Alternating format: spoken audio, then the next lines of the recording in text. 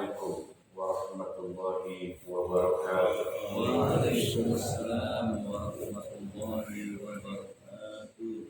Innal hamdalillah nahmaduhu wa nasta'inuhu wa nastaghfiruh wa na'udzu billahi min shururi anfusina wa min sayyiati a'malina. Man yahdihillahu fala mudilla lahu wa man yudlil fala hadiya lahu. Asyhadu an la ilaha illallah wahdahu la syarika lahu wa asyhadu anna Muhammadan 'abduhu wa rasuluhu la nabiyya ba'dah. Allahumma salli wa sallim ala sayyidina wa habibina wa syafi'ina wa maulana Muhammadin wa ala alihi wa sahbihi wa man tabi'ahum bi ihsan ila yaumiddin. Amma ba'd.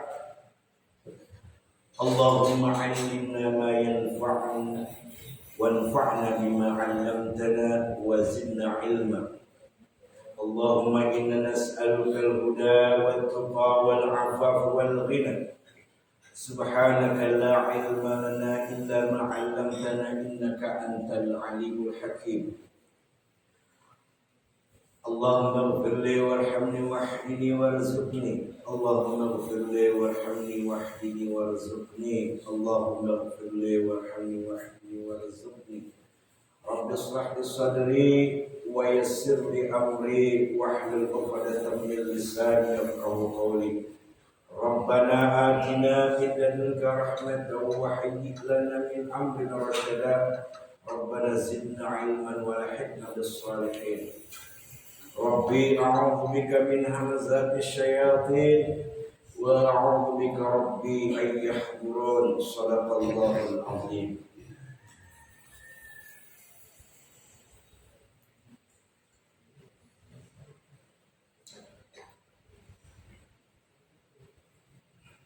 Hadratul Mukarramun, para hujjaj, para alim, dan para asatidz, wabil khusus kepada guru kami Akhil Al-Kiram Abina Sunarto.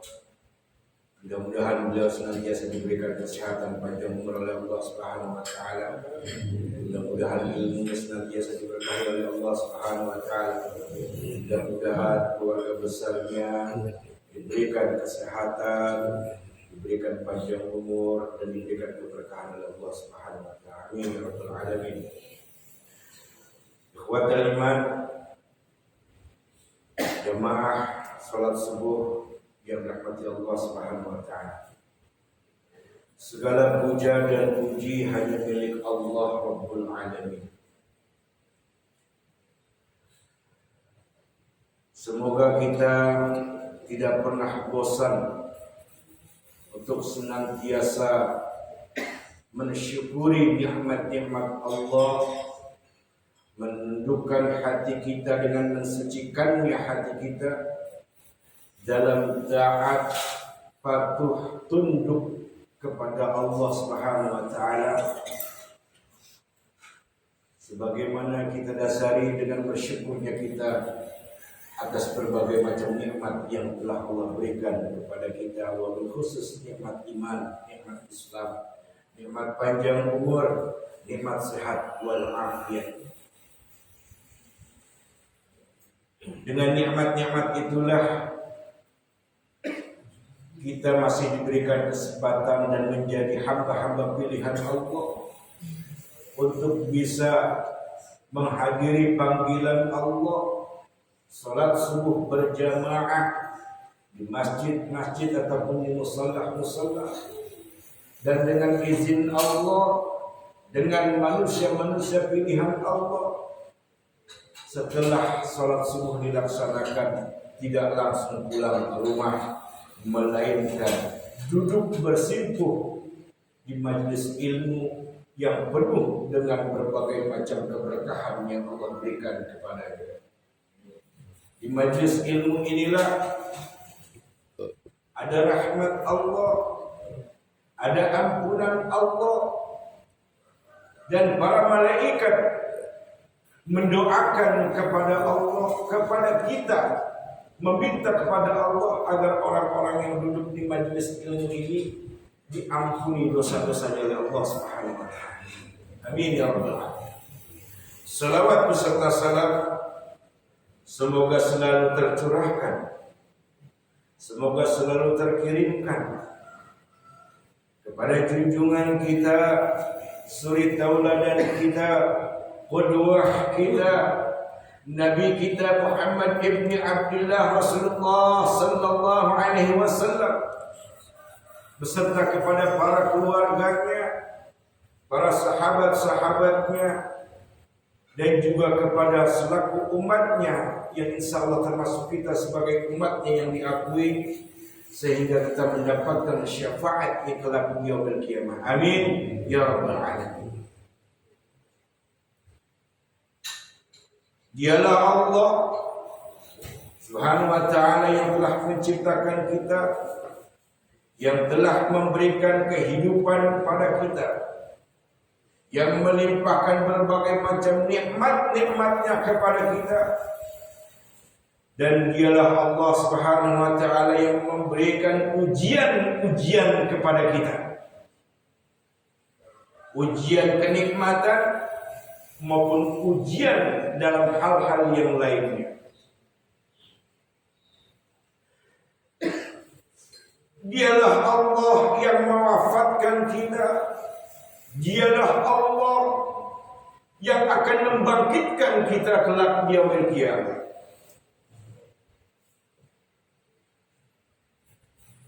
Yang tentunya pada saat dibangkitkannya kita kelak di yaumil qiyamah akan memperhitungkan setiap amal-amal kita yang pernah kita lakukan di atas muka bumi. Faman ya'mal mithqala dzarratin khairan yarah wa man ya'mal mithqala dzarratin syarran yarah. Barang siapa yang mengerjakan kebaikan meskipun seberat zarah, niscaya dia akan melihat balasannya. Dan barang siapa yang berbuat kejahatan meskipun seberat zarah, dia pun akan melihat balasan yang akan diterimanya. Bahkan dalam surat Al-Baqarah pada ayat terakhir kata Allah, laha ma kasabat wa 'alaiha maktasabat. Dia akan mendapatkan pahala dari kebaikan yang dilakukannya ketika hidup, dan dia akan mendapatkan siksa dari kejahatannya atas apa yang dilakukannya ketika masih berada di dunia. Ikhwatal iman rahimani wa rahimakumullah jami'an. Kembali kita melanjutkan kajian kitab Al-Kabair yang dikarang dan yang ditulis oleh Al-Imam Az-Zahabi rahimahullah ta'ala, membahas tentang dosa-dosa besar. Dengan kita mengkaji tentang dosa-dosa besar ini, yang sementara mungkin timbul pertanyaan di antara kita, kenapa harus membahas kajian tentang Al-Kabair? Sementara masih banyak kajian ilmu agama yang lainnya yang bukan menyangkut tentang dosa-dosa besar, tapi menyangkut tentang amaliyah kita dalam kehidupan. Ketahuilah ikhwatal iman, justru adanya kajian Al-Kabair ini agar kita terhindar dari perbuatan buruk yang mengakibatkan kita sebagai pelaku dosa besar. Dulu para sahabat bertanya kepada Nabi SAW tentang amal-amal kebaikan. Kemudian dilakukan kebaikan itu yang setelah mendapatkan wasiat dari Rasulullah SAW. Dan para sahabat juga bertanya kepada Nabi SAW hal-hal tentang dosa-dosa yang Allah dan Rasulnya murka kepada manusia. ketika mendapatkan ilmu dari Rasulullah tentang dosa-dosa besar yang dilarang oleh Allah, maka para sahabat menjauhinya. Jadi dalam kehidupan ini harus ada keseimbangan. Banyak para asatid yang setelah mengajarkan ilmu tentang amaliyah-amaliyah yang lainnya, tapi tentang al-kabair ini, tentang dosa-dosa besar ini, pantas dan patut untuk kita simak, untuk kita dapati ilmunya, agar kita bisa menjauh, terhindar dari perbuatan-perbuatan dosa besar.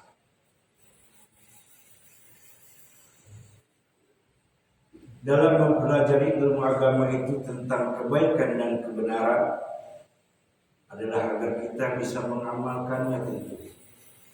Kita mendapat ilmu tentang kebaikan, kita mendapat ilmu tentang kebenaran. Wajib kita untuk melakukannya, mengamalkan dalam kehidupan sehari-hari. Dalam kesempatan ini kita membahas tentang al-kabiratu qatlun nas. Dosa besar membunuh jiwa. Judulnya besar. Dosa besar membunuh jiwa.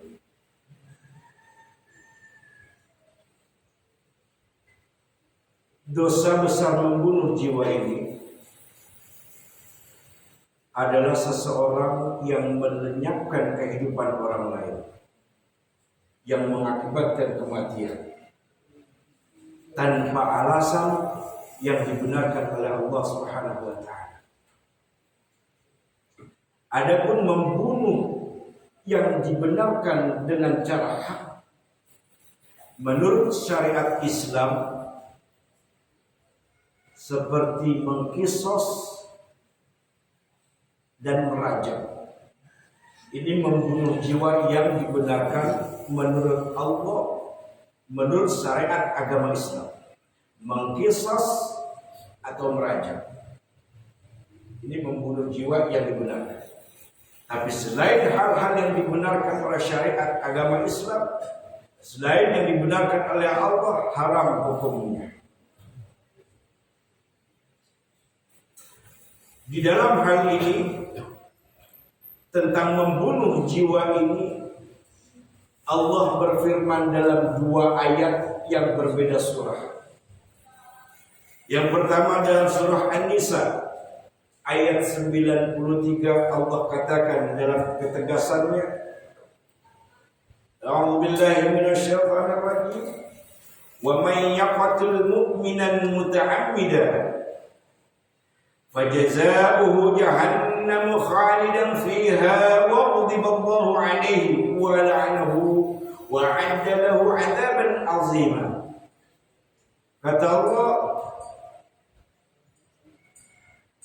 barang siapa yang membunuh seorang mukmin dengan secara sengaja, fajazā'uhu jahannam, maka balasan baginya itu jahannam. Khalidan fiha, dia kekal di dalamnya. Kalimat ini kita garis bawahi. Khalidan fiha, kita garis bawahi, nanti akan dijelaskan. Wa ghadiballahu alaihi, kepadanya dia kekal di dalamnya. Wa ghadiballahu alaihi, kepadanya, wa la'anahu, Allah melaknatnya. Wa a'adda lahu 'adzaban 'azima, dan Allah siapkan baginya azab yang besar, azab yang berat. Dalam surah ini Allah katakan ada kalimat khalidan fiha, bagi seseorang yang membunuh seorang mukmin, yang melenyapkan nyawa seorang mukmin.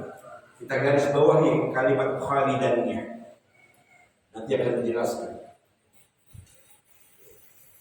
Melalui ayat ini tidak lagi diragukan bagi pelaku pembunuhan yang menyebabkan hilangnya nyawa seseorang, apalagi dia seorang mukmin, di diancam oleh Allah dengan 4 ancaman. 4 ancaman. Pertama, tempatnya neraka. Yang kedua, dia kekal di dalamnya. Di neraka dia kekal di dalamnya. Terus yang kemudian Allah melaknatnya. Lalu Allah menyiapkan azab yang besar kepadanya. 4 hukuman yang Allah siapkan untuk seseorang yang membunuh seorang mukmin tanpa hak. Di dalam surah yang lain, surah Al-Furqan ayat 68 sampai dengan 70, Allah nyatakan lagi, kata Allah, walladzina la yad'una ma'allahi ilahan akhar wa la yaqtuluna an-nafsa allati harramallahu illa bil haqq. Dan orang-orang yang tidak menyekutukan Allah dengan sesembahan yang lain. Dia sholat, beribadah kepada Allah, dia jalankan. Tapi selain itu dia suka kedukun, mengundi nasib lewat dukun. Dia sholat, dia mengerjakan sholat, dia ngaji, tapi selalu mengundi nasib lewat dukun, lewat paranormal. Maka kata Allah, dan orang-orang yang tidak menyekutukan Allah dengan sembahan lain dan tidak membunuh seseorang yang diharamkan Allah kecuali dengan alasan yang benar. Wa may yaf'al, bagi siapa yang melakukan atas hal yang Allah haramkan ini, beribadah kepada Allah dia jalani, membenarkan dukun juga dia percaya para dukun. Kata Allah, barang siapa yang ini dilakukan, yang telah Allah haramkan ini tetap dilakukan kepada manusia itu, dzalika yalqa athama, yang demikian itu niscaya dia akan mendapatkan hukuman yang berat. Yudha'af lahul 'adzab yaumil qiyamah, dan dosanya, azabnya akan dilipat gandakan oleh Allah pada hari kiamat. Wa yakhlud fihi muhana. Wa yakhlud, kita garis bawah itu, karena kalimatnya sama. Dan dia kekal di dalam azab itu dalam keadaan terhina. Yakhlud ama khalidan sama artinya kekal. Illa man tab, kecuali bagi yang bertobat, wa amana, dan dia beriman, wa amila amalan salihah, dan dia melakukan amal saleh. Pada kedua ayat ini dalam surah yang berbeda, Allah Subhanahu wa taala menyebutkan tentang pelaku pembunuhan yang secara tidak dibenarkan, yang diharapkan oleh Allah, melakukan tanpa hak itu, hukumannya gak ringan, berat azabnya, besar azabnya. Namun pada ayat 93 surah An-Nisa dan juga surah Al-Furqan ayat 68 dan 70 ini, Allah menjelaskan kepada pelaku pembunuhan diancam dengan azab yang berat, lalu dikatakan kekal. Dikatakan kekal. Ini harus kita ketahui. Inilah makanya Al-Kabair ini mengupas tuntas tentang kalimat, makna-makna ayat maupun makna-makna hadis. Para ulamanya menegaskan kalimat khalidan dengan kalimat yang Allah katakan yakhlud, kekal. Para ulama menjelaskan, wabil khusus ulama ahli sunnah wal jamaah, menjelaskan bahwasanya membunuh jiwa adalah perbuatan yang keji, yang bersifat kezaliman, yang berhubungan dengan hablum minan nas. Berbeda dengan pelaku syirik yang berhubungan dengan ibadah seseorang kepada selain Allah. Nabi pernah bersabda dalam hadis yang sahih, kullu ummati yadkhuluna jannah. Semua umatku pasti masuk surga. Illa man aba, kecuali yang enggak mau. Siapa yang enggak mau? Kata para sahabat bertanya kepada Nabi SAW. Yang pertama, orang yang menyekutukan Allah. Itu berarti dia enggak mau masuk surga. Itu berarti dia enggak mau masuk surga.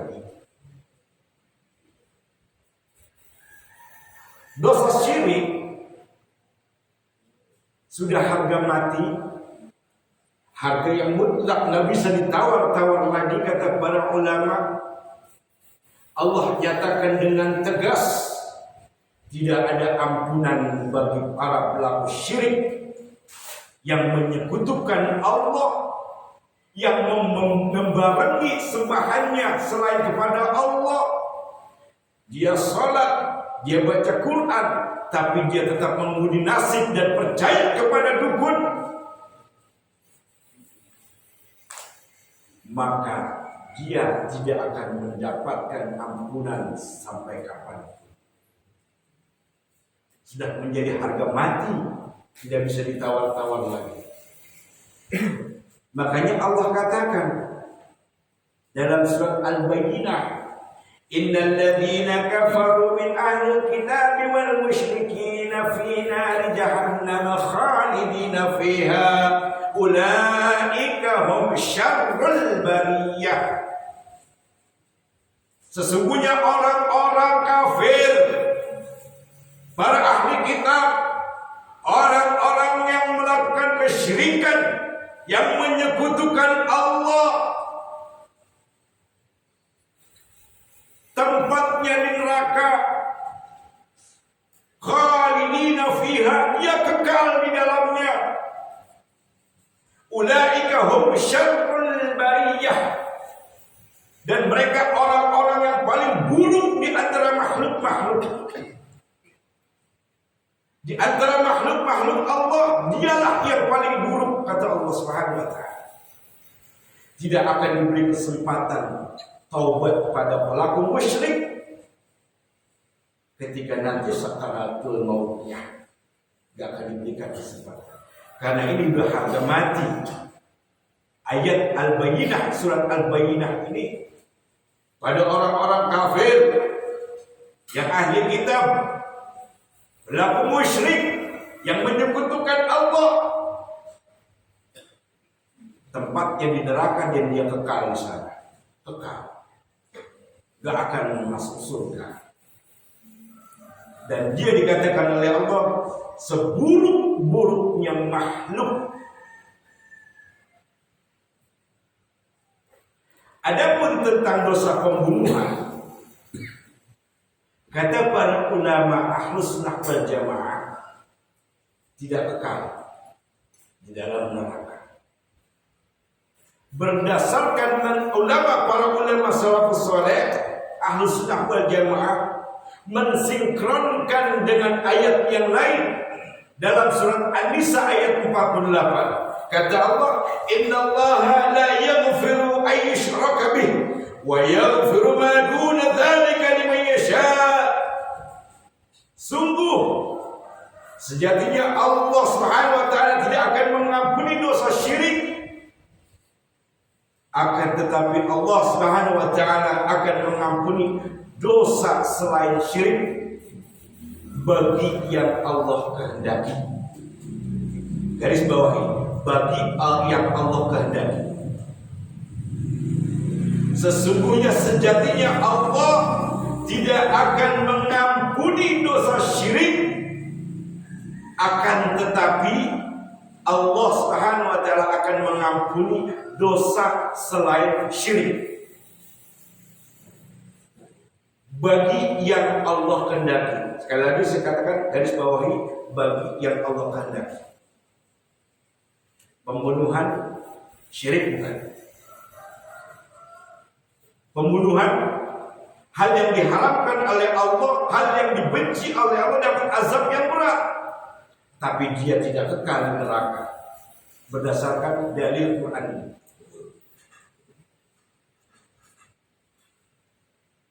Para salafus saleh, ulama Ahlus Sunnah wal Jamaah mengatakan demikian, mensinkronkan antara ayat yang satu dengan ayat yang lain. Jadi selain dosa syirik, Allah masih memberikan ampunan, itu pun bagi yang Allah kehendaki. Bagi pelaku dosa selain dosa syirik, meskipun dia belum sempat bertobat kepada Allah, selain dosa syiriknya, meskipun kematian itu belum sempat bertobat kepada Allah, maka mungkin bisa saja mendapatkan ampunan dari Allah Subhanahu wa taala, sehingga akan berujung di surga. Atau mungkin Allah tidak memberikan ampunan kepada para pelaku dosa selain dosa syirik, maka dia akan mampir dulu di neraka, tetap masuk surga. Makanya kata Nabi, semua umat itu pasti masuk surga kecuali dosa syirik yang dilakukan oleh manusia. Semua dosa-dosa masih bisa Allah ampuni dan kelak akan masuk surga, tapi sebelumnya mampir dulu ke neraka, tapi tidak kekal, kata ulama, berdasarkan dalil Quran dan berdasarkan hadis Nabi nanti yang akan disampaikan. Lalu kemudian dia akan dimasukkan ke dalam surga, alias tidak kekal di dalam neraka. Kenapa demikian? Dijelaskan hal ini oleh Nabi kita Muhammad sallallahu alaihi wasallam dalam sabdanya yang diriwayatkan oleh Imam Bukhari dan Imam Muslim dari sahabat Abu Sa'id al-Khudri radhiyallahu anhu. Nabi pernah bersabda, kata Nabi, yadkhulu ahlul jannati jannah wa ahlun nar nar. Qala ta'ala akhriju minan nar man kana fi qalbihi mithqalu habatin min khardalin min iman. Kata Nabi, tatkala penghuni surga sudah masuk ke dalam surga dan penghuni neraka sudah masuk ke dalam neraka, lalu Allah berfirman, kata Nabi SAW, akhriju minan nar man kana fi qalbihi mithqalu habatin min khardalin min iman. Keluarkanlah mereka dari neraka, kata Allah. Keluarkan mereka dari neraka siapa saja yang masih punya iman, meski imannya itu hanya sebesar biji sawi. Angkat, keluarkan dari neraka, kata Allah, yang masih punya iman, walaupun imannya itu sebesar biji sawi. Ini maha murahnya Allah, maha rahman dan rahimnya Allah Subhanahu wa ta'ala. Berdasarkan hadis Nabi sallallahu alaihi wasallam yang sahih ini, para ulama Ahlus Sunnah wal Jamaah menyatakan dengan tegas, dosa membunuh tidak kekal di dalam neraka. Allah akan mengampuni tentunya bagi siapa saja yang dikehendaki. Lalu yang tidak dikehendaki bagaimana? Yang tidak dikehendaki oleh Allah mendapatkan ampunan, walaupun dia dosa membunuh, kata ulama, apabila dia menghalalkan pembunuhan itu,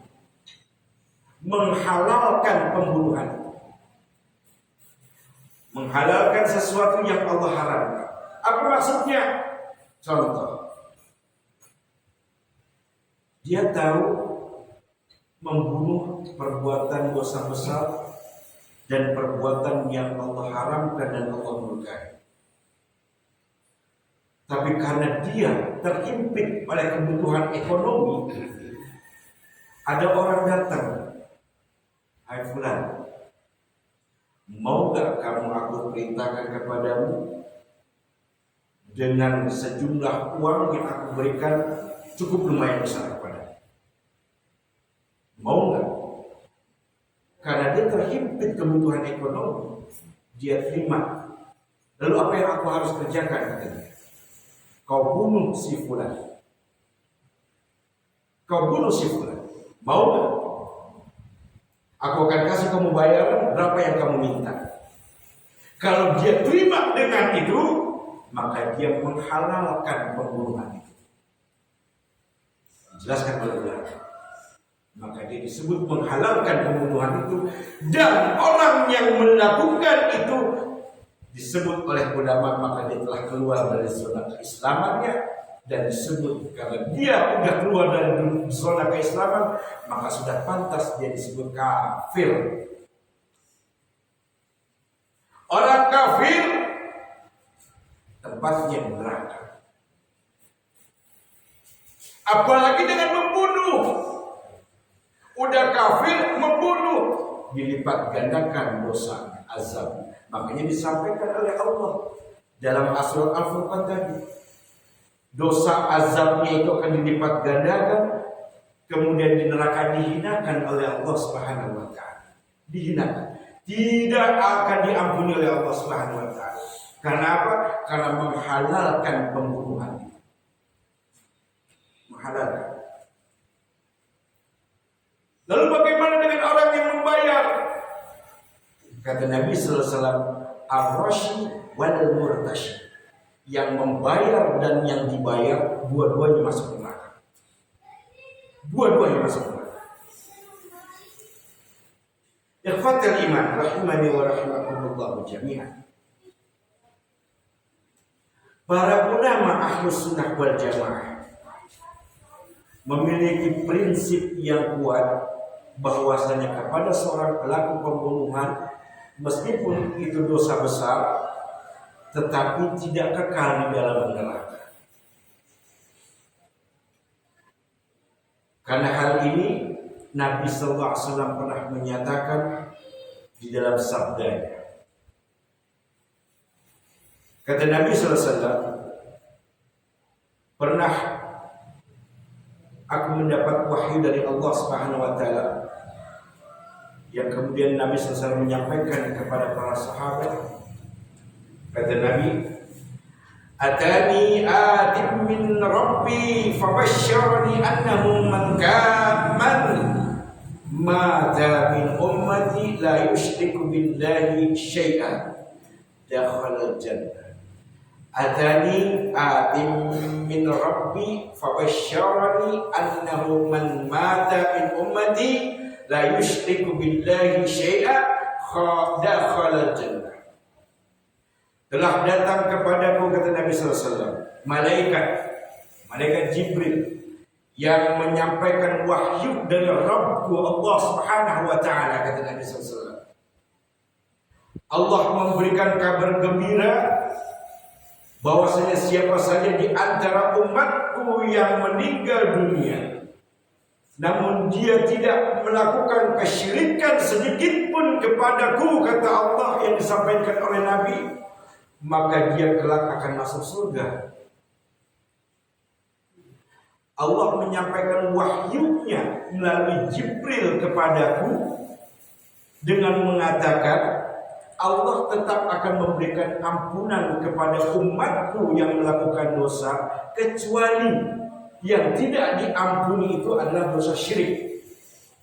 Ini wahyu yang Allah sampaikan kepada Nabi SAW.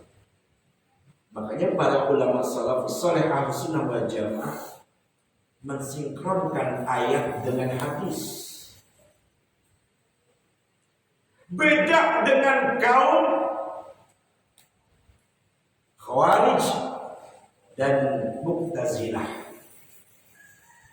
Kaum Khawarij dari dulu dan sekarang sudah ada juga orang-orang Khawarij. Prinsip orang Khawarij atau Mu'tazilah, kalau ada salah seorang kaum yang melakukan dosa besar, maka sudah mutlak dikatakan kafir. Kaum Khawarij sudah mutlak dia mengatakan kafir. Dia tidak mau mensinkronkan ayat-ayat dengan ayat yang lain maupun dengan hadis-hadis yang lain. Dia mutlak saklek. Kalau dia melakukan dosa besar maka kafir dia. Tempatnya kekal di neraka. Tapi para ulama salafus saleh Ahlus Sunnah wal Jamaah tidak demikian. Tidak demikian. Ikhwatal iman rahimani wa rahimakumullah jami'an. Kenapa bisa dilakukan membunuh? Dan kenapa dosa membunuh itu tidak kekal di dalam neraka? Bisa jadi dia membunuh itu karena emosi. Satu. Yang kedua karena punya sifat dendam. Punya sifat dendam dia melakukan membunuh. Tapi dengan catatan dia tidak menghalalkan pembunuhan itu. Tidak menghalalkan pembunuhan itu. Kalau dia hanya sebatas emosi, sebatas dendam, memang dosa besar, masuk neraka tempatnya, tapi tidak kekal. Walaupun dia belum sempat bertobat sebelum matinya, tetap Allah akan berikan ampunan kepadanya berdasarkan hadis Nabi tadi.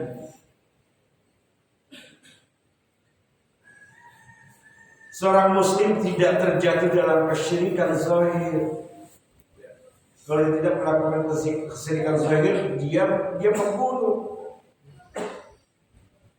Dia membunuh tapi di hatinya gak pernah ada niat untuk melakukan menduakan Allah. Tidak ada niat sedikit pun. Bahkan gak pernah dia ke dukun. Gak pernah. Meskipun sepreman-premannya dia, sebandel-bandelnya dia gak pernah dan gak percaya dengan dukun. Misalkan dia bandel, gak sholat, tapi di hatinya masih ada iman walaupun sebesar biji sawi. Tetap Allah nanti akan ampuni dia, akan dimasukkan ke dalam surganya Allah SWT. Tapi prosesnya kan nggak sebentar. Prosesnya nggak sebentar. Nauzubillah min dzalik. Nah, ikhwatal iman rahimani wa rahimakumullah jami'an. Makanya sangat prinsip kuatnya Ahlus Sunnah wal Jamaah ini, para ulama Ahlus Sunnah wal Jamaah ini sangat luar biasa mengkaitkan ayat demi ayat, mensinkronkan dengan hadis-hadis Nabi yang sahih. Maka itu menjadi prinsip yang kuat yang menjadi dalil hukum yang dibenarkan.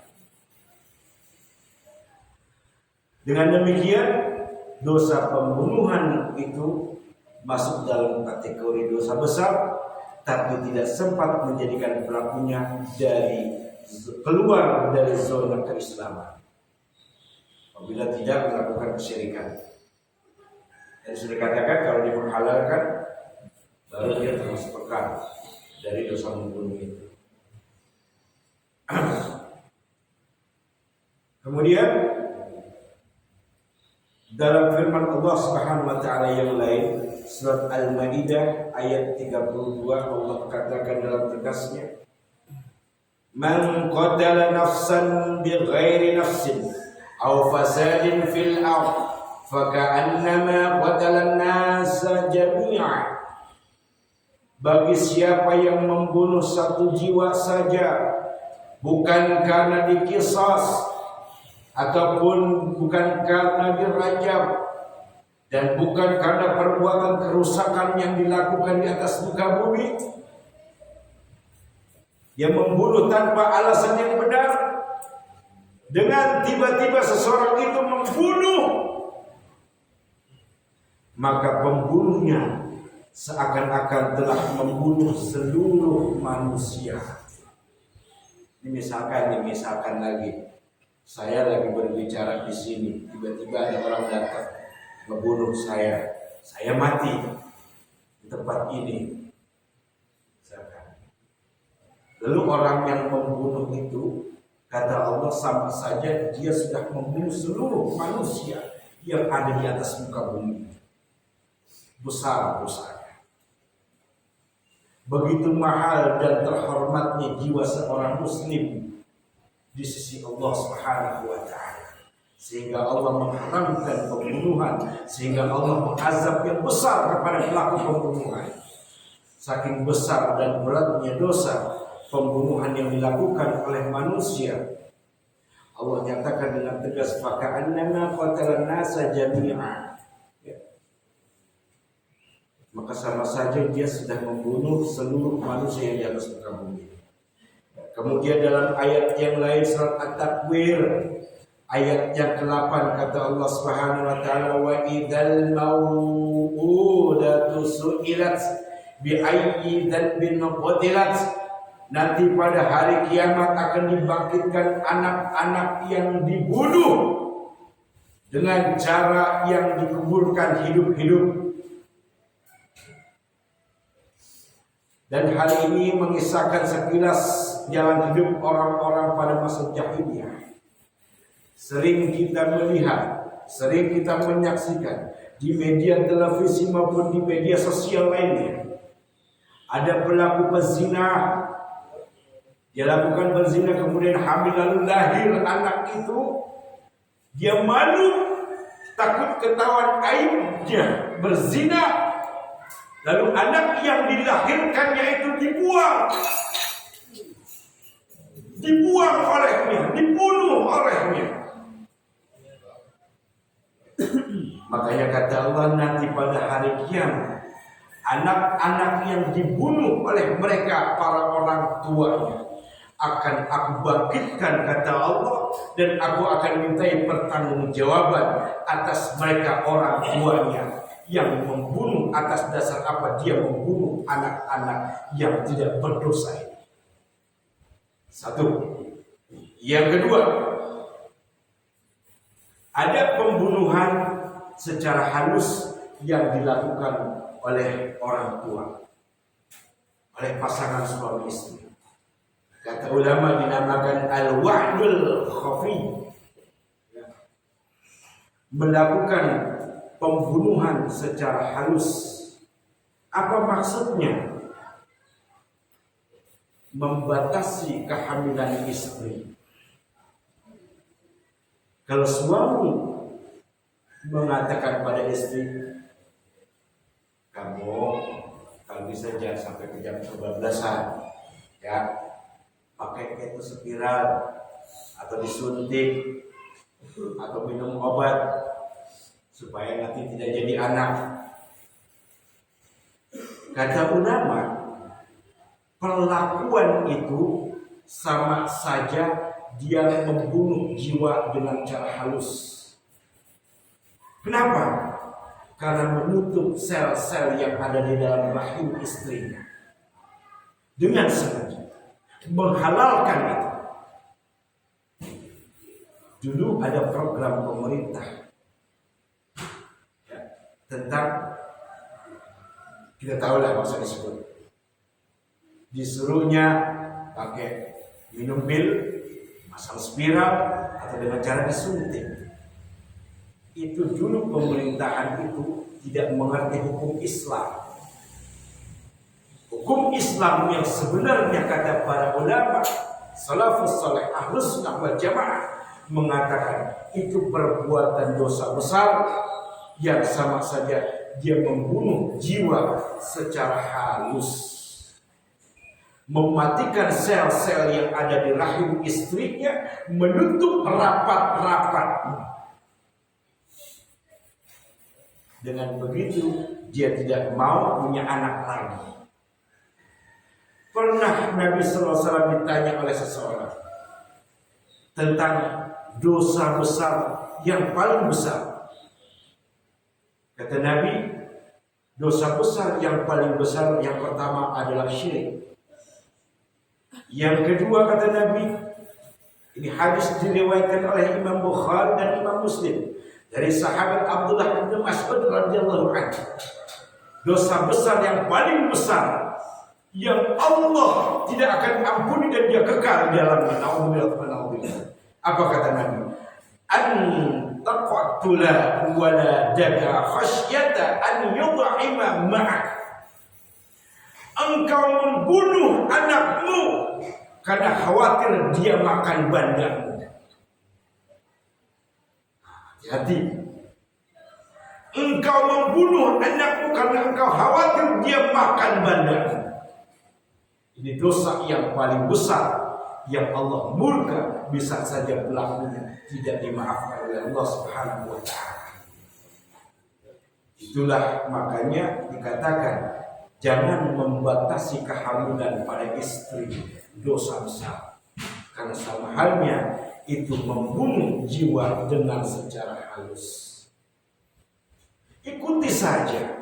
Kalau memang Allah menghendaki jadi anak jadi, jangan kita bantah, jangan kita hindari. Karena Nabi SAW bersabda adalah tegas. Hadis besar. Engkau membunuh anakmu karena khawatir dia akan makan bandamu. Ini dosa yang besar dan paling besar yang Allah tidak akan mengampuni pelakunya. Terutama kepada para suami yang menyarankan istrinya melakukannya.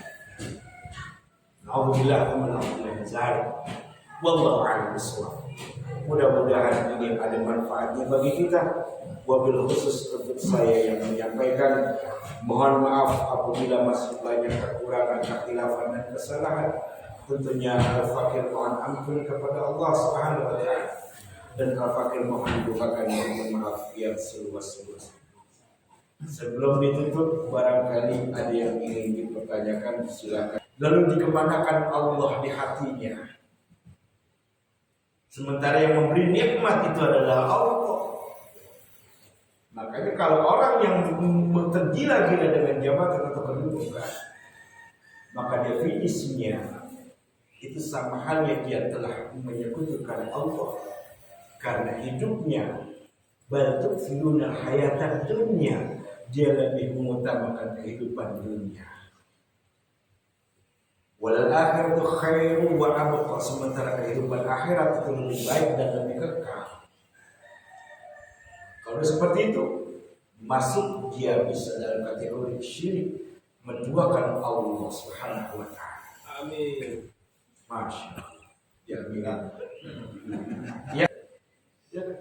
Sesuatu yang menjadikan ibadahnya menduakan Allah, dia lebih menguntungkan, mencari keuntungan dunia hanya demi uang dan uang, tidak mengindahkan Allah sebagai zat yang menciptakan, tidak mengindahkan Allah zat yang telah memberikan nikmat, maka dia disebut pelaku syirik. Ulama sepakat mengatakan wallahu a'lam. Sudah siap nih pada hari ini. Bentuk ikhtiar. Bentuknya ikhtiar itu sesuai yang diajarkan oleh Rasulullah SAW. Ikhtiar itu kita jadikan untuk beribadah kepada Allah. Sesuatu ibadah yang Allah ridhai. Apa bentuk ikhtiarnya yang bentuk ikhtiar yang bentuk dalam ibadah? Bekerja dengan mencari rezeki yang halal, mencari tempat-tempat pekerjaan yang dibenarkan oleh Allah dan Rasul-Nya, sehingga mendapatkan rezeki itu dengan cara yang baik, halal dan thayyiban.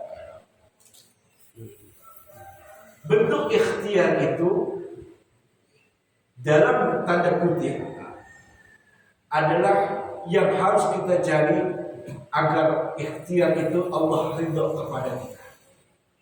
Ikhtiar apapun dalam bentuknya, yang jelas ikhtiar itu Allah ridha, Rasul sallallahu alaihi wasallam ridha. Dalam bentuk pekerjaan apapun, yang penting dia jangan mengemis. Satu. Yang kedua, jangan pernah mencuri. Dua. Yang ketiga, jangan bekerja di tempat-tempat yang Allah nggak suka. Jadi bentuk ikhtiar yang harus kita hindari. Tapi selain itu, ikhtiar-ikhtiar yang Allah ridhai, yang Allah suka, yang Allah berikan keberkahan adalah ikhtiar yang apabila manusia itu menjalankannya semata-mata untuk beribadah kepada Allah, dan ketika dia mati dalam keadaan ikhtiar yang niatnya untuk beribadah kepada Allah, contohnya sebagai suami ingin memberi nafkah kepada anak istrinya di rumah, dia ikhtiar beribadah kepada Allah, ketika di perjalanan dia mati, maka dia mati syahid. Mati syahid dia. Jadi bentuk ikhtiar itu kita harus bisa memilah. Kerja di kafe-kafe gimana Pak Ustaz? Kerja di kafe-kafe, lihat dulu kafenya kayak gimana. Kalau kafenya itu banyak kemaksiatan, tinggalin. Karena Allah nggak gitu. Allah nggak gitu. Kalau kafe-kafe yang banyak maksiat, jadi bentuk ikhtiar itu yang paling bagus. Yang pertama, niatkan diri kita untuk beribadah kepada Allah dan ikhtiar. Kalau kita niat kepada Allah, untuk Allah dan karena Allah, maka Allah akan memberikan keberkahan. Walaupun yang diterima hasil rezekinya itu sedikit, tapi yang sedikit itu banyak makna keberkahan yang Allah akan berikan. Allahu a'lam. Al-Fatihah. Bismillahirrahmanirrahim. Alhamdulillah. Malik yaumiddin. Iyyaka na'budu wa iyyaka nasta'in. Shiratal mustaqim. Shiratal ladzina an'amta 'alaihim ghairil maghdubi 'alaihim waladdallin. وفضل يا كريم وفضل رحمتنا برحمتك يا ارحم الراحمين الحمد اللهم ثبتنا بالايمان وثبتنا على دين الاسلام وثبتنا بالتوحيد وثبتنا بالتوفيق وثبتنا بالمعرفه في الدين والدنيا والاخره اللهم انا نسالك علما نافعا وقلبا خاشعا ولسانا ذاكرا ورزقا واسعا وحلالا طيبا وعملا مقبولا وتجاره لن تبور اللهم احسن عاقبتنا في الامور كلها واجعلنا من خزي الدنيا وعذاب الاخره اللهم بحق الفاتحة وبشرف الفاتحة وبركة الفاتحة وبكرامة الفاتحة وعزة الفاتحة وشفاعة الفاتحة افتح لنا يا الله أبواب الخير وأبواب البركة وأبواب النعمة وأبواب الرزق وأبواب القوة وأبواب الصحة وأبواب العافية وأبواب السلامة وأبواب الرحمة وأبواب التوبة وأبواب المغفرة وأبواب الجنة ربنا آتنا في الدنيا حسنة وفي الآخرة حسنة وقنا عذاب النار صلى الله عليه محمد وعلى آله وصحبه وسلم سبحان ربك رب العزة عما يصفون السلام على المرسلين والحمد لله رب العالمين سبحانك اللهم وبحمدك أشهد أن لا إله إلا أنت أستغفرك وأتوب إليك ثم السلام عليكم ورحمة الله وبركاته.